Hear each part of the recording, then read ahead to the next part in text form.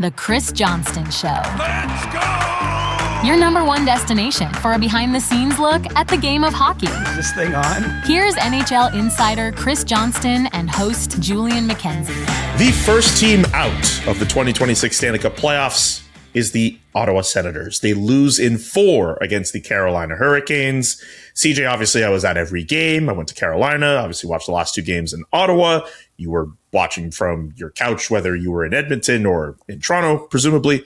I would love to know your thoughts from an outside perspective of this series, but also I'll provide my insight on it too, and we'll get to some other storylines as well. But what did you think of that series, and are you surprised that it ended so soon? I know I am.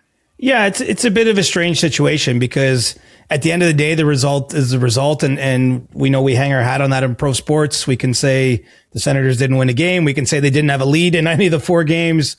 And, it's a sweep. They're the first team done.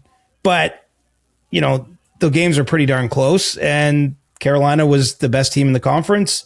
And Ottawa obviously ran into some difficult injury situations. Like, I think a lot of things do stack up where, I don't know how Senators fans feel about that. I mean, it's probably still the same empty feeling, but I don't look at it as like an embarrassing outcome. I mean, it's not what you would want. But I just think there's enough reasons to explain it, starting with a great opponent who's had a lot of playoff success and a lot of experience, and then going through the list of things that didn't work out. The power play, abandoning them is one that jumps out to me as an obvious area where to get a couple more power play goals, you might not be winning the series, but all of a sudden it's a 6-game series and maybe it looks a little tidier at the end. But yeah, it was kind of a weird series. And I got to say, for anyone who might have missed game 4 on Saturday afternoon, the second period of that game, I've seen a better game somewhere, but it was one of the more exciting, entertaining, kind of like everything on tilt. You're not sure what's going to happen next feeling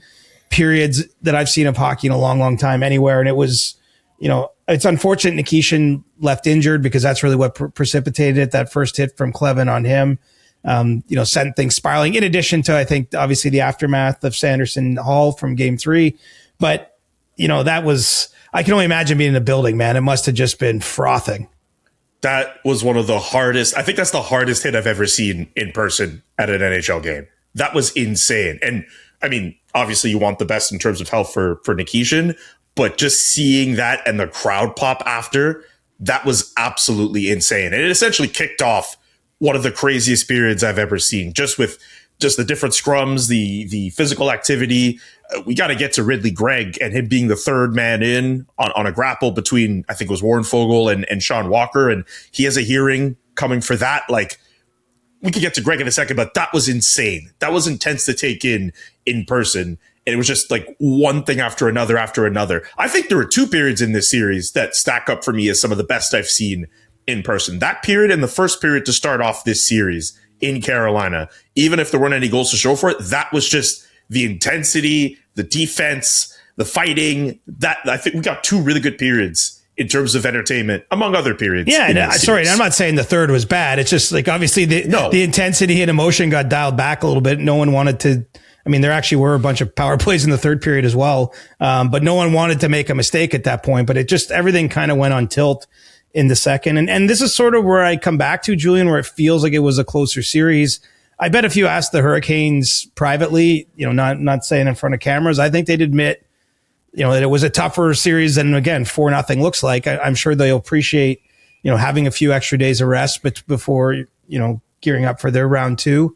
I think their experience shone through too. The fact that they lose one of their 6D at that stage in the second period, the fact that they had, I think, 9 penalties that they had to kill off. I know Ottawa did score 1 power play goal of the 9, but that their penalty kills stood up strong. Freddie Anderson was strong and made some big saves.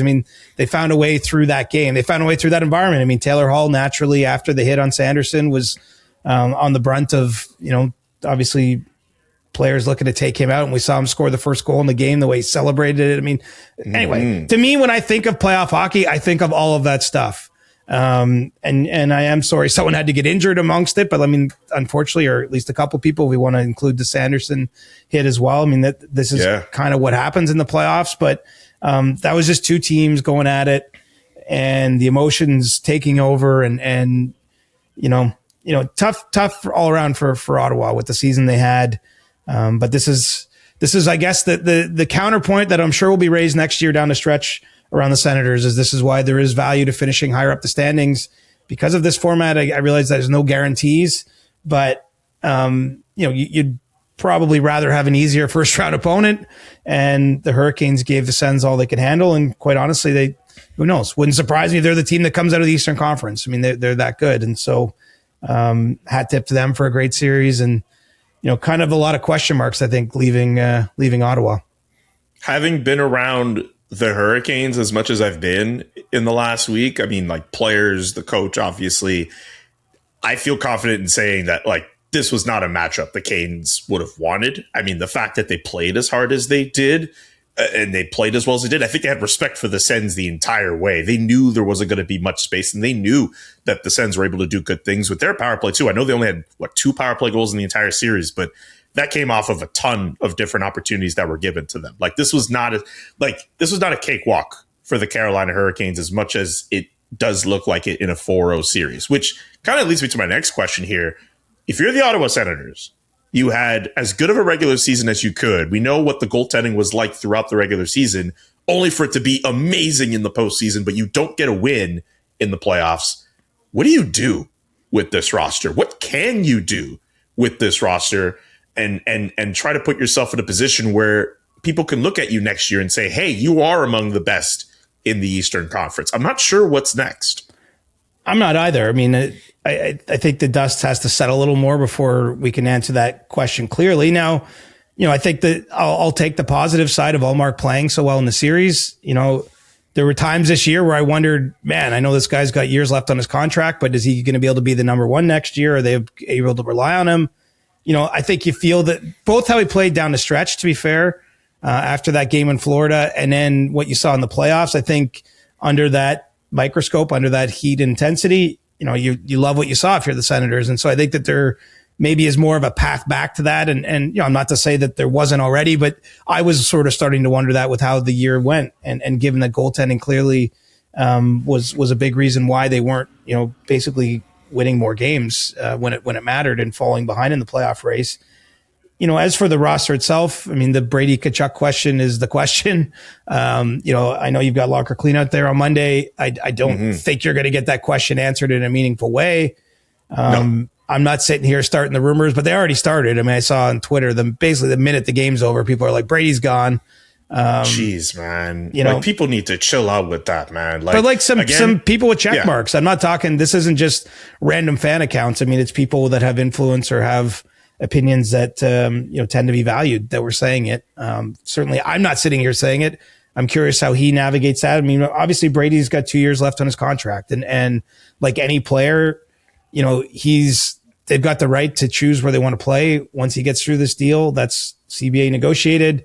It shifts the power to a player as time goes on in his career and he gets closer to that free agent date. And we've seen in the past, like the Canucks, which I think should be noted, are a different spot than Vancouver, but they chose to kind of get ahead of it. Like they could have waited to trade Quinn Hughes, and they ultimately traded him with 1.5 years, give or take, left on his deal. So that would be the equivalent of midway through next season for Tkachuk. I'm not saying that he necessarily has to be traded or that Ottawa will choose that route, and it's entirely conceivable to me that he's just back and playing out the year on his contract that was signed a long time ago, and everything is what it is. But I think under the surface, I suppose people are wondering long term, what his intentions are, how he feels about it. Again, I don't think the Canucks are trading Quinn Hughes if they were competitive. I mean, that's the difference here. Ottawa's competitive. Mm-hmm. He's a huge part of their program. He seems to be very close to his teammates, as far as I can tell. Like, there's no issues there. And so that's a big question. It's basically how do they approach that? And then after that, if let's assume he's back and everything's fine, like, I don't know that this roster needs a massive overhaul. You might be looking for a few younger players to play down the roster, switch out some smaller pieces, but I don't necessarily see them having to take a massive swing, and look, maybe they do. But their players are all the right age, and I'd be coming back with most of the same team, I think, and hoping that there's a year of growth there, and maybe a guy like Yakimchuk is more ready to be more part of the program. Like some of the younger guys in the organization are stepping in, and then a few smaller additions. And, I would think if that's the case and you open training camps in September, you're going to feel pretty good about them being a playoff team. And then the question is, how good can they become in the year? What do you say? What say you? So first off, 2 assists for Carter Yakubchuk in Game 4, by the way, making his Stanley Cup playoff debut. And I didn't think he played that badly. I'd give him a lot of credit. I wasn't sure how that was going to go. Obviously, it was a tough situation for him, but the fact that he was able to come out with 2 points, good on him with that. I think we're on the same page in terms of what the Senators should do. I think the fact, I get it. You get swept in 4, fans are angry, fans have all these reactionary takes. I think if you look under the hood, the fact that they only really got beat by 1 line, that's a positive in some ways if you look at it differently. Like obviously they couldn't bring down that Hall Stankoven line, but they kept Sebastian Aho at bay for the most part, Seth Jarvis at bay for the most part. They had their moments where they limited chances, and they did that against like the best team in the Eastern Conference. Like this is not a core you give up on right away. Do I think they could probably benefit? Here's the problem, and this is what we saw in Toronto over those years, right? Like Stützle he's get 1 point, right? No points for Tkachuk. Like that is your core. Like those are the guys that you kind of got to win and lose with. Yeah. And they lost. But I'm not saying abandon ship. Like, look No. I think they're very good players, but they didn't have a great week, at least by their standards. And that's they did not what the playoffs are. And so this is what happened in Toronto effectively, right? And it never happened where they had that few points, the main players, but you lose a series. And then if you're the GM, you look at it, you're like, well, we can't change these guys out. Like these guys are our team. And then you keep coming back. And so there'll be more pressure on those guys to deliver, I think, when it, gets to a year from now anyway. But yeah, like you need your best guys to pull you through or not. And, look, I know that like Stützle in particular had like a ton of chances. He's got that one I'm sure he's seen in his nightmares, but even, posts and the whole thing, Tkachuk had high danger. It looks like, it wasn't for a lack of not getting the puck in an area where they can score from. But, yeah, to me, that's another part of this is like, how do you feel about those guys? I still think it's good, and they're actually paid really pretty fairly in a rising cap environment, especially. But you want a little bit more from the engines of the team, I think, ultimately. Absolutely. 1 point combined between Tkachuk and Stützle in this series. Like as tight defensively as it was for anyone on that ice, like you need those 2 players to step up. Only 2 guys on the Ottawa Senators scored goals in this series. Drake Batherson and Dylan Cousins. Those were the only 2 players who scored goals for the Ottawa Senators in this series. Like that is, you can't have that going forward against anybody, but also you played against a really tight defensive team. That my point is like, this is a pretty difficult thing to maneuver. And the one other element I'll add to this too is this is not a team swimming in prospects. Say like the Montreal Canadiens, for example, where if you want to add a big piece, you can look through your prospect pool and say, you know what, we'll throw in like an Alexander Swarovski, for example, for a trade to get ourselves like a piece down the middle, for example, or you like having all these different draft picks in terms of capital. This is an Ottawa Senators team where you have Carter Yakubchuk, Logan Hensler, Blake Montgomery's in that, your top 5 of prospects. And it's a pretty barren list after that, right? Like the fact that they got their first round pick for this year, like, that's a win for them, but I don't think they have a second round pick this year. Like they need to find a way to accumulate more on that side so they can find ways to make more effective trades. And if you're not going to be able to do that, it means you're going to have to go off your roster to make that big trade that will ultimately put you in the echelon you want to be in. It's a tough situation to be in, I think. It is, but I mean, they're still ahead of where most, like there's a lot of teams that would love to be where they are right now. I mean, they still have young impact players. And you're right. There's not necessarily a quick or easy fix, or there's not like an obvious fix even. But this is where you got to dig in. Like it's fun when the fun part of the rebuild is when you accumulate the kids, right? Like fans get excited about it. You get to know these young players. You start to see them grow. And then, they're all into their second contracts now. Like this is your core. And this is where it's really hard because the decisions you make, you don't get a lot of bullets typically when you get this far down the road, as Ottawa has been since what I'll call the rebuild. And you got to make the right decisions, and you got to maybe take some risks. I mean, You might argue it was a risk to trade Josh Norris, although, given his injury history, I guess they got to a point where that was more comfortable.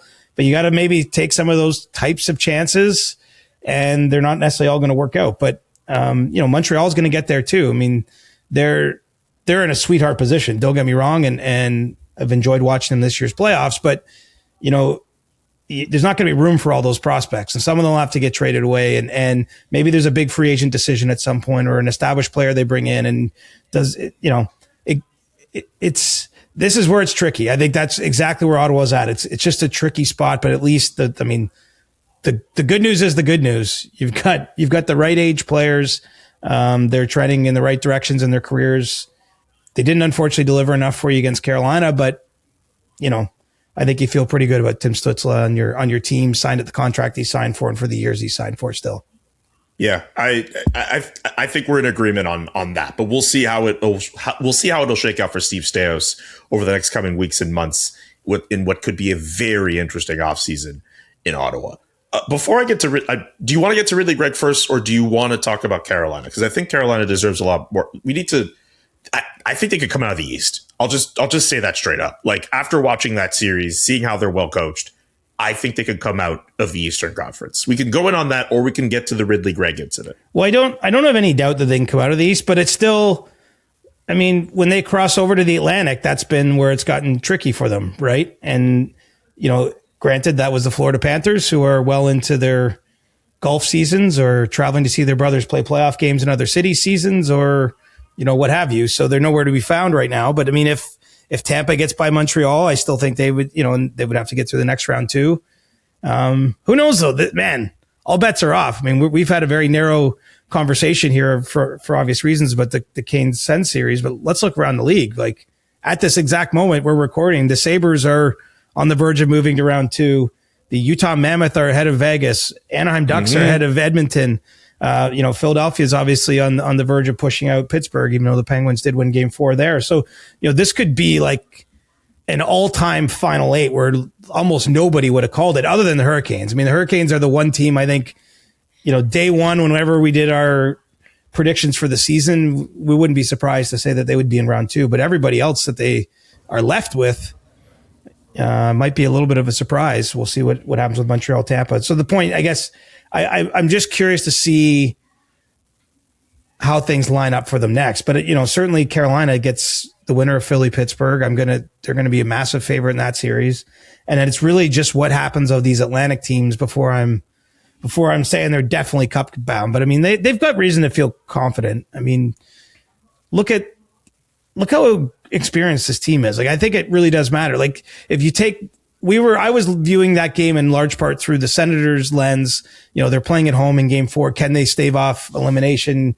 How do they respond to this Sanderson Hall thing? But if you flip the script and see it from the other side, I mean, the fact that the Hurricanes weathered all that and still found a way to win, I mean, that says something. They, and there's a real benefit for a team that wants to play deep into the spring as they do, and like has a real belief they can. I mean, I think ending that thing in 4 is hugely beneficial. I mean, it gives obviously Tkachuk time, but even anyone, you saw Martinook hobble off the ice with a big block there in the final minute.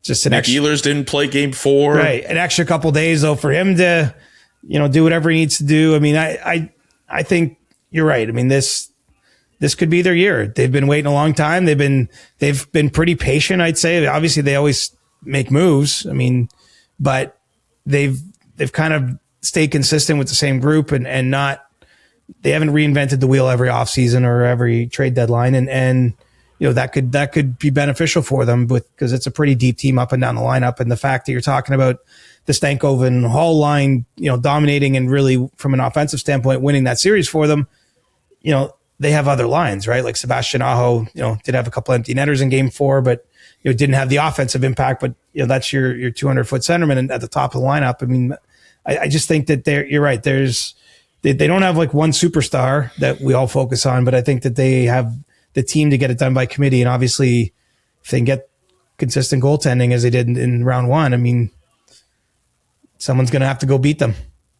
I hope you didn't think I was trying to lure you into a prediction, by the way. No. I was really working through what you're saying. Cause like, I'm with you, like on the surface, it sounds right to me, but if Tampa, and it's still an if, they're down right now in the series, but if Tampa is facing Carolina and we're going into round 3 with that, I'm not sure, depending on the health of the teams at that point in time, like I'm not sure Carolina's the favorite in that series. That being said, Tampa's season could be done in 3 days. Like it's, we're just still at a position of the playoffs where I don't know where everything's going to break, and health and all that stuff does factor into who tends to go long too. Okay, last thing on Ottawa, and then we'll move on. The Ridley Greig third man in punch on Sean Walker. I obviously don't like it. I know a lot of people online don't like it. He's getting a hearing. Maybe not much to add, but just like I didn't see it in real time, and then I watched the replay. I was like, oh, that's not a good look for Ridley Greig. Yeah, terrible look, and drew a huge reaction around the league. Obviously, punching basically an unsuspecting or a player that wasn't in a position to punch him back. It's not good. It was caught pretty clearly. I think the intent is obvious that the emotions are spilling over that time, and he's taken an opportunity to get a free lick in. I can't think of, this must have happened at some point, but where someone has a hearing after their season ended. Talk about like having to go to the principal's office and you've already written your last exam. Like it must be just a weird feeling. But it wouldn't surprise me. I mean, they have the option to suspend him up to 5 games. I wouldn't be the least bit surprised if he gets 5. I don't see any gray in this one. I mean, there's often gray in place in this league. And I think that's where we end up arguing about length of suspension at times. But, this is an intent to injure type of play. It's clearly in violation of the rules. I don't think we can doubt what was crossing his mind there. And I don't like it. I think that the league needs to send a strong message there. So I'd be surprised if it was one of these 1 or 2 game suspensions, which almost sometimes feel like a half measure. Like I think that this one will be penalized pretty significantly. And I think of the other, like it's hard to equate actions, right? But it was 5 games for Gudas on Matthews. Malkin got 5 games for like the cross-check stick swing to the head in Buffalo. It's a dangerous play to a player's head. So, and it's just not necessary, right? Like much like weirdly to draw it in, but like the whole thing with the whole Morgan Riley hit after Greig took that slap shot in the empty net is that it just wasn't necessary, right? It was like after a guy scored a goal, he was in no position to defend himself. Just like you just can't do that. I sort of feel like this is on this. It wasn't within the realm of the game, right? The play has stopped. There's a scrum and he's choosing to do this. I think the fact that it's sort of beyond the normal gameplay, it's not like a hit that's gone bad. It's just a dirty play. I'll say it right now. I think he gets 5 games. It's tough to argue against this because it's such a needless play. I am a bit surprised though to see as many people be as up in arms. Like I heard Kelly Rudy on Sportsnet say it was gutless. I was surprised a bit at how much so many people around the league were taken aback by it. Pierre LeBrun said that Canadians and Lightning players were talking about it in their series too. They have nothing to do with it. Like if it's 5, it is what it is. But I am a bit surprised at how much that incident took hold of people around the league. I mean, I guess we're all watching choice, the game. Right? It's a choice. Right. And like, do you ever see this? Right? Like usually we see lots of fighting in our game, even still, but it's generally speaking 2 people that are engaging and sort of consenting to what's about to happen. In that case, like it's a defenseless opponent. He doesn't have to do it. Like that's the end of the day. That's a scrum, right? So Fogel's got Walker tied up. Like that's the way you would look at it. It's really Greig's job to look around and see where there might be an imbalance, where's there an extra hurricane, and go grab somebody else. And even if you want to throw a punch, but engage with that person. The fact that, Walker's tied up, it's hard for me. Things go wrong in the game sometimes. And you can understand why someone was trying to do something and they just missed, or they were a bit late, but not necessarily as dirty. It's just straight up dirty, right? It just straight up, it is against the rules, not in the flow of game. This is a guy taking a free lick, and I suspect that free lick is going to cost him some money and some time to start next season. I've never seen a situation, as long as I've covered the league, where you start a regular season and a guy is suspended for 5 games. We may very well see that at the start of the 26-27 season. The only time I can think of it happening, sometimes there's incidents in preseason that warrant a suspension and they go into the start of the year. But that is true. But, and I don't even, yeah. Anyway, I suspect there'll be 5 games. Maybe I'm wrong. As we've documented on here before, it's hard to know what player safeties where they're going to land on these ones. But I just think, I don't think there's not much but to this. It's just like, I know what you were doing. You can't do that. It's against the rules. And you're going to, we want to send a message to you and across the league that that's not tolerated. Yeah, I can understand too. Sens fans will probably hear this and be like, well, what about the Jake Sanderson hit he took from Taylor Hall and other stuff that may have happened in that series? I can imagine they won't be happy with what will eventually happen to Ridley Greig anyway. But that's in the course of the game. He's throwing a hit, which is, you're allowed to throw a hit. To the head. Right, but like the player's leaning over, which is a factor there. It's just different. He's attempting to throw a hit, and even if you're a Sens fan, you're like, okay, it's a hit gone bad, and you can even think he should be suspended. But that's different than choosing to do something against the rules the way Greig did. Anyway, I also don't think it's the end of the world. Like, this one's been beaten to death, but I'm just saying, buckle in and prepare yourself for a longer suspension. I'd be shocked if this is like a 1-gamer. All right, we'll get to that in our episode coming later this week, because I'm sure we'll have more to talk about as it pertains to the Ottawa Senators. What about the Edmonton Oilers Anaheim Ducks series? Can't believe how that's going. The Ducks are up 2-1. What a great third game in that series. Maybe some goaltending troubles on the horizon for the Edmonton Oilers. Maybe Tristan Jarry plays game 4. Who knows how that goes down on Sunday? But more importantly, just the fact that we're talking on the eve of the Oilers in the situation that they're in, and Connor McDavid hasn't necessarily been a supernova in this series. What do you make of Connor McDavid's performance and the Oilers in the situation that they're in right now? Yeah, I mean, I didn't see this coming. I thought it was going to be, I looked at an Anaheim team with a minus goal differential in the regular season. I know these teams basically finished in a dead heat in the standings, but I was putting a lot of stock in Edmonton's experience, in their ability to elevate, and in the fact that the Ducks, tended to play kind of chaotic hockey through the year. Lots of really good stretches. I think they had one stretch during the season where they didn't win a game for like 28 days. They just had a lot of ups and downs. And at the end of the night, it was a lot of goals. And that's continued. And to their credit, it's been the Ducks controlling a lot of play. And it's been the Ducks having better special teams. And it's been the Ducks scoring a lot more goals than the Oilers so far. And so I didn't see that coming. They're full value for the 2-1 series lead.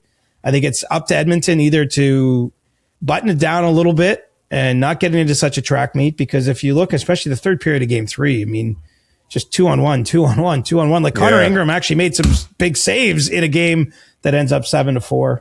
I do think they're going to Tristan Jarry in game 4. If anything, that's as much about neither guy is so solidified to be clearly the number one.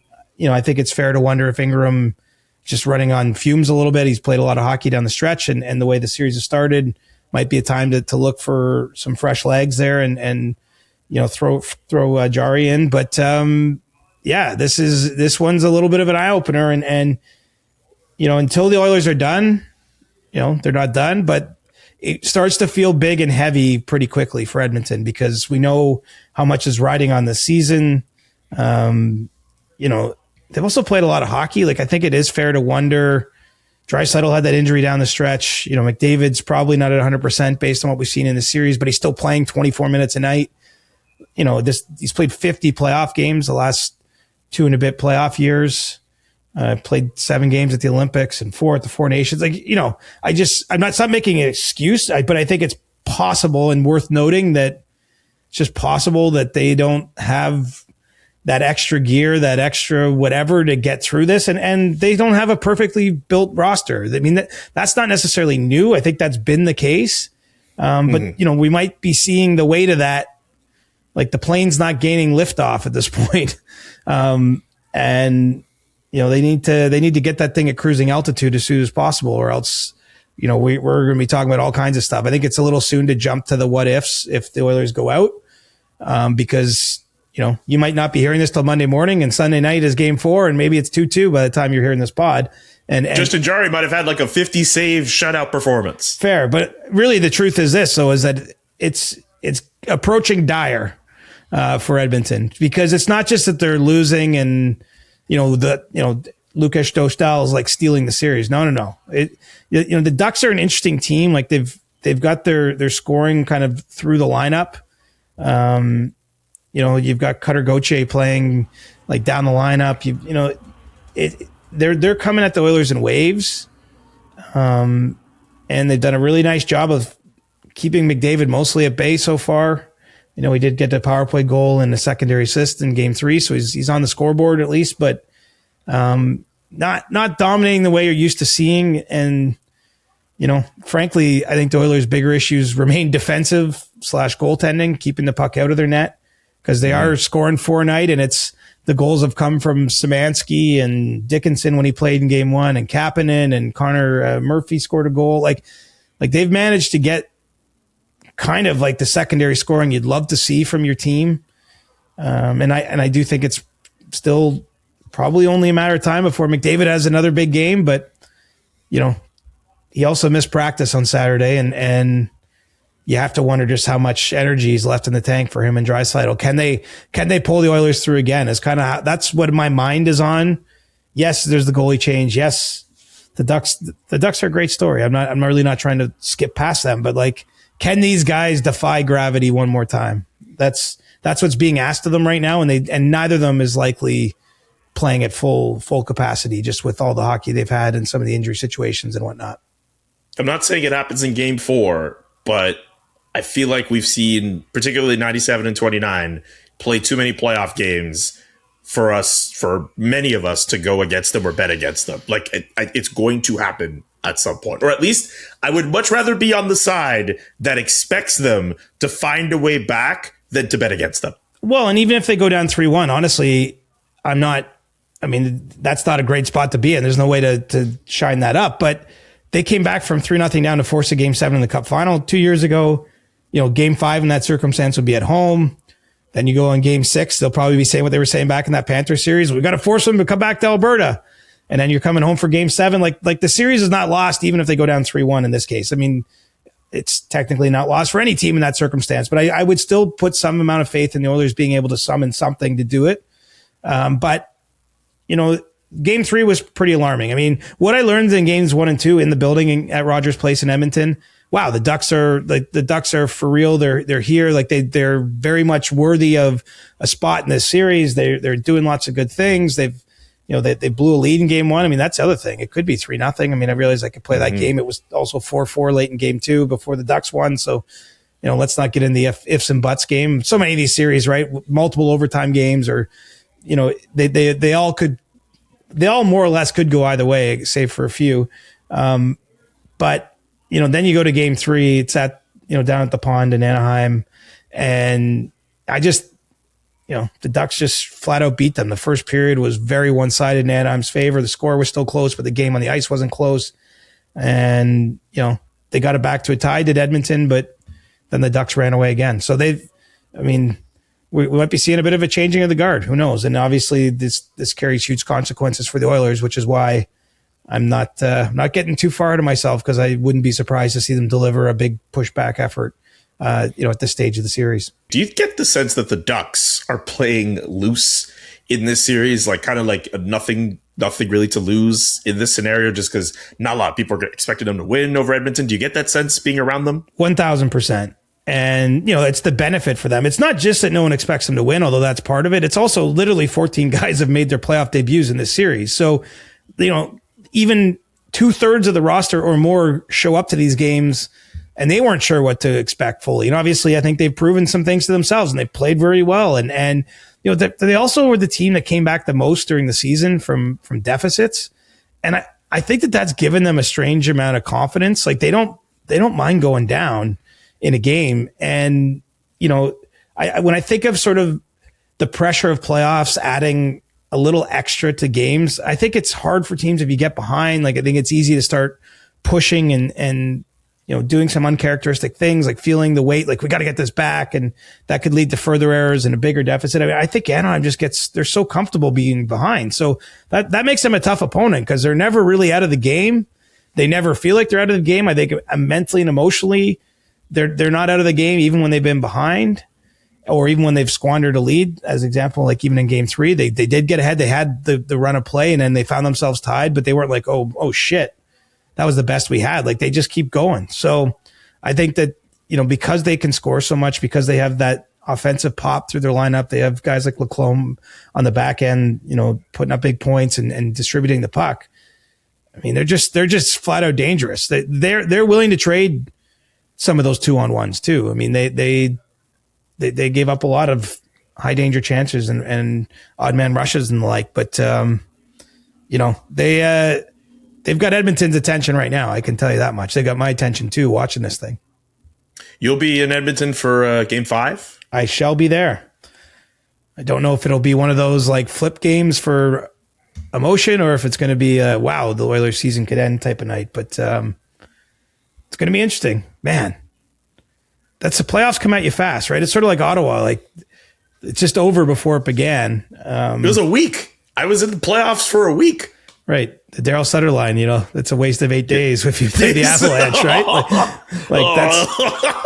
That's what it could feel like in Edmonton. That's what it probably feels like in Ottawa to some degree. I mean, it's hard though. The playoffs, this is what it's all about. It's not supposed to be easy. And we've seen the Oilers come back in the past. That's why I say they're not done until they're done. I think they've earned a certain amount of grace, but I don't look at any of the game flow and go like, oh, this is definitely turning right around. Like they've got some major issues to address and some major question marks. And one way to shut us all up, probably the easiest way, is if they get some monster nights from their superstar guys that paper over some of those things that maybe are deficiencies in their roster. I want to get very quickly to Boston, Buffalo. We kind of mentioned them offhand to start the show. The Bruins are down 3-1 in their series. Jeremy Swayman was pulled in game 4. There's a video of him going out on social media where he gets pulled. He goes to the bench. It looks like he says something to his group before he walks down the tunnel. And apparently Marco Sturm, the head coach of the Bruins, was asked about this. One quote floating around. This is from Ty Anderson from Boston media. At least one guy had some fire today, said Marco Sturm.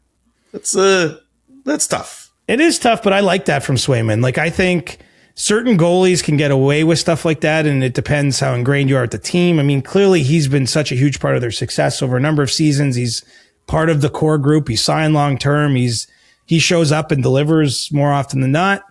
I think that's the kind of team. I don't see that as a sign of like trouble. I see that as like, yeah, it's sort of like holding everyone accountable a little bit. And, Boston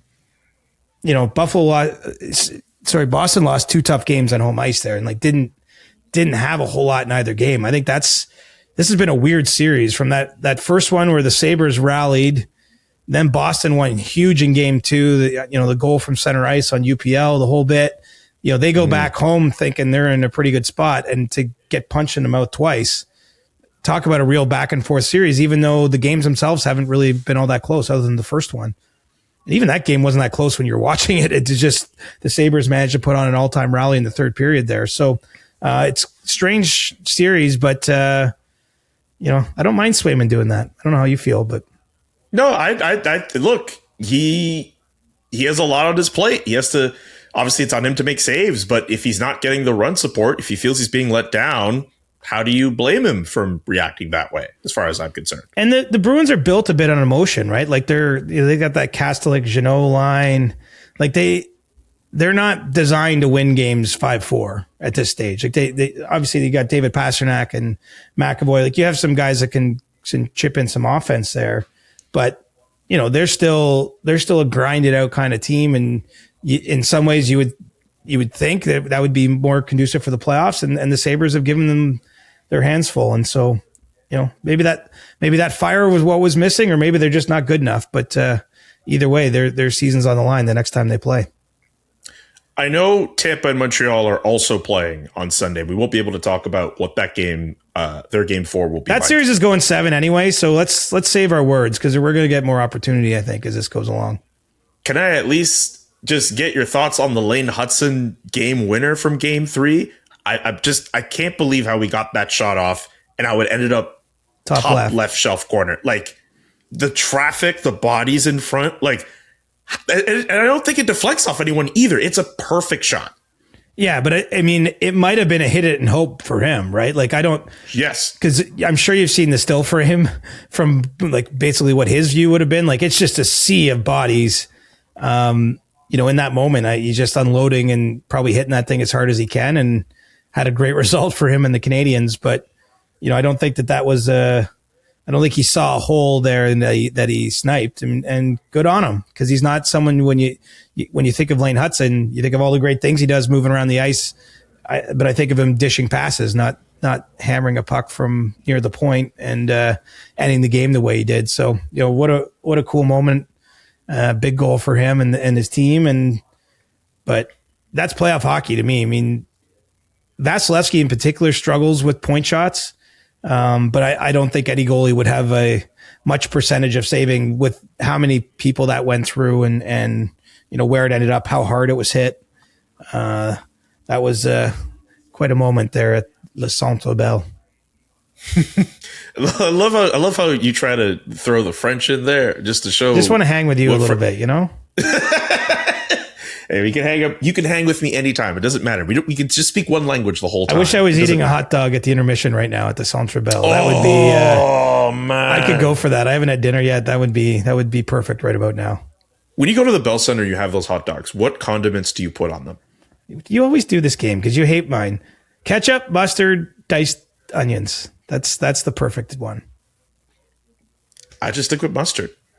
That's all I think you really need. No. I mean, I don't mind. I don't like the mustard, the diced onions. I could do that, but I don't need ketchup on my hot dogs. Well, you're wrong once again. That's a matter of opinion, I would say. To say that I'm wrong. But, I'm just kidding, bud. I don't think I mean, I like hot. But here's the other part: is I actually like hot dogs. I would just have it plain if I had to. What? Yes, I mean I would. No, plain. I'd rather ketchup than plain. See, this is you have all these weird opinions. Why would you have a plain? Well, what? Why would you want to have a plain hot dog? I'm just saying I would eat it that way. I'm not saying I would prefer it that way, but if I went to your house and for some reason you're out of all your condiments, I would still eat it plain. That's all I'm saying.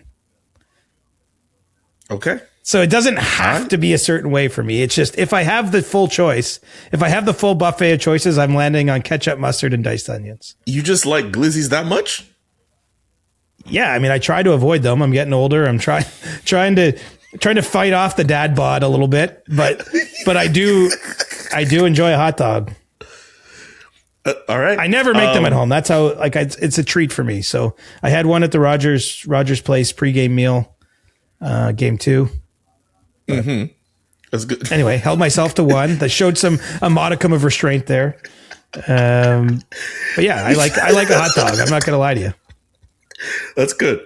Any other lingering thoughts on the rest of these series before I go to what is looking like a very Ottawa-centric Ask CJ in terms of the questions we've gotten?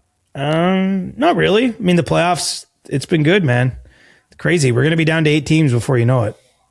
Mm-hmm. That's the other part is we go from 32 to 16 to 8 pretty quick. It's like no time. I get that. We could get to some questions, which again, very Ottawa-centric, but I'm okay with that. This one from Kevin.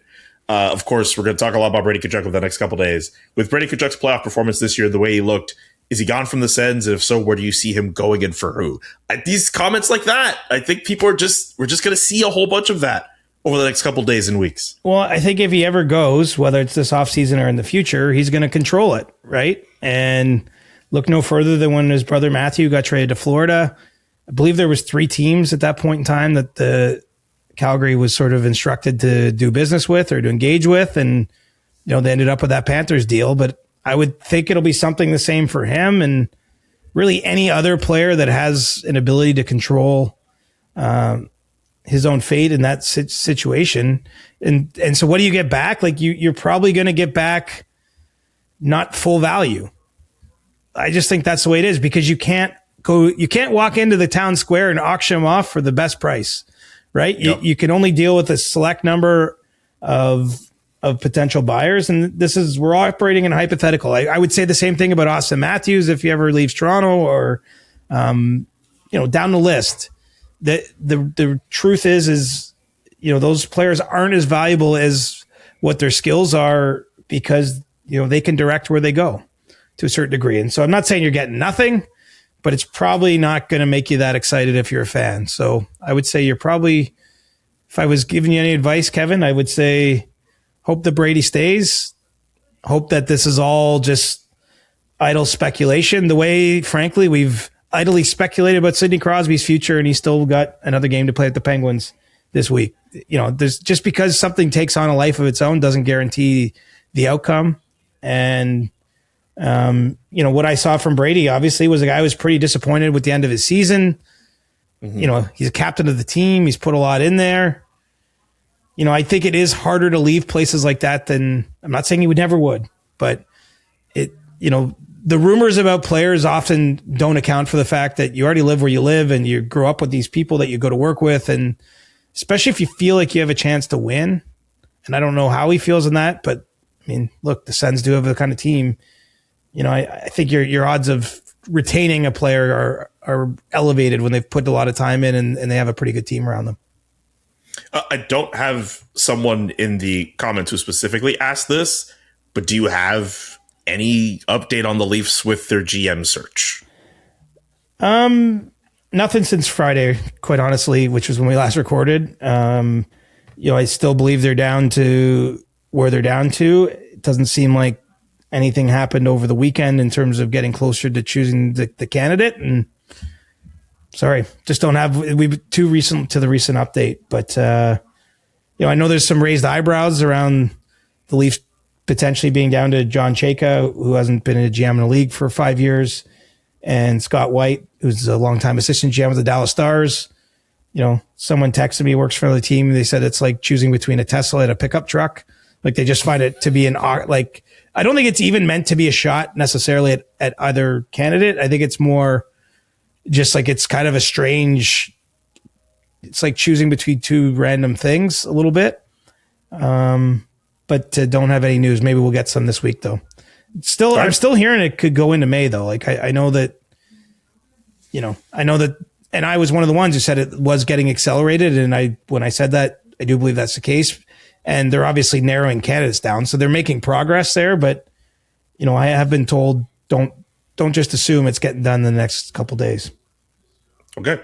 Last one for you from Robin. Why is the league more concerned with Greig's sucker punch and not Andrei Svechnikov on Tyler Kleven? Both are punches to a vulnerable opponent. After the Tyler Kleven hit on Nikishin, yes, there was Andrei Svechnikov punching on Tyler Kleven. And even Tyler Kleven was like, hey, is that smart to punch someone in the back of the neck? Like, that was a bit of a tough scene too, but doesn't seem as if there's going to be anything coming for Svechnikov on that. I think because the Walker one was unprovoked too. Mm-hmm. I look at it. I don't want to get in the middle. Like, I'm not saying I condone one, but like, I think there's an understanding that if you're Kleven and you throw that hit, that you're probably, like, the way the game is now and has been for a number of years, I think you have to expect someone's coming for you in that situation. And look, he was in a tough spot. He had, coming back from the broken bone in his face and all that stuff. I mean, he's wearing the fishbowl out there for a reason, the bird cage, to protect obviously his healing bones in his face. But, I'm not saying that's a great situation, but it's much worse when you skate up on purpose to someone who's being restrained by your teammate and uppercut him in the mouth. Like, to me, it's kind of obvious what the difference is. The difference is Kleven just destroyed Nikishin. I'm fine with that being a clean hit in the sense that, like, Nikishin is where the puck is.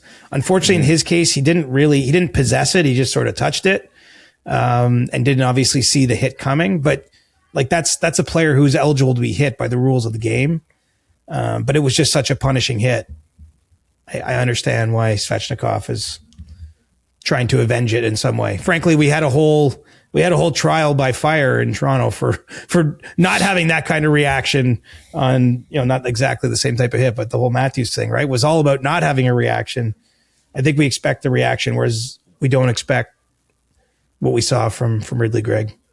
Which is funny because the Cleven hit, you could argue, was a reaction to the Sanderson Hall hit, which I think we're getting a whole, just collectively as a hockey society, we're getting a little bit lost in. Well, this is what happens. I mean, this is the emotions of the playoffs. You're playing the same team every other day, right? I know there was a 2-day break in that series, but you're literally going again against the same team. Obviously, a lot of stuff accumulates during that. In fact, I think we might even see a pretty good Hurricane Senators regular season game in 26-27 whenever the schedule comes out. That might be one worth watching too. I'm not sure all the scores were settled is kind of where I'm landing there. It is one worth circling on for sure. CJ, great work as always, my man. We are going to be back later this week with a brand new episode of our show. Enjoy the playoffs as they continue on through the first round. Subscribe to the podcast if you haven't done so already, whether through the SDPN YouTube page or wherever you listen to podcasts audio-wise. We will chat with you all later this week. Peace. The Chris Johnston Show. Follow Chris on Twitter @ReporterChris and follow Julian @JKA McKenzie. The Chris Johnston Show. Hey, did you like the thing you just watched? Was it hilarious? Was it informative? Was it me losing my mind? Possibly. Potentially. Most of the time it is. Hey, listen, if you like what SDPN has to offer, you should check out more of our videos and subscribe to our channel by clicking subscribe, or Steve will find you.